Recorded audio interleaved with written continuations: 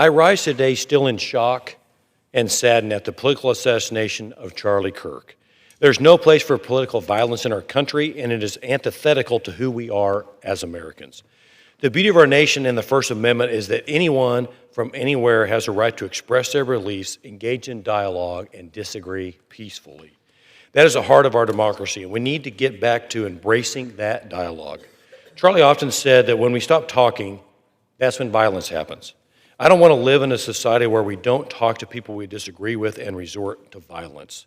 Leadership is never easy, but it falls on us to lead the way by carrying on the mission that Charlie lived for of open debate in a free society in the greatest nation that the world has ever known. When al-Qaeda terrorists attacked our nation 24 years ago, they had one goal: to destroy America. They didn't see us as Democrats or Republicans, red states or blue states. They just saw Americans, one nation under God, and their goal was to destroy us. When we lose sight of seeing the humanity in our fellow Americans who think differently than us and convince ourselves they are the enemy instead of our neighbor, we are feeding into the very thing our adversaries want and destroy our great country from within. We are better than this. America is the greatest country in the world. All 340 million of us have different perspectives, values, and beliefs. I can't count how many issues I disagree with my colleagues across the aisle, yet we know we can disagree without turning to violence. Charlie Kirk was an example of this. He did things the right way, having healthy debates with people who saw differently than him and sparking a movement that transformed an entire generation.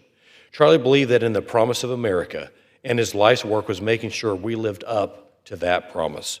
Audrey and I continue to pray for Charlie's wife, Erica, who has 2 beautiful young children, and his family, friends, and supporters.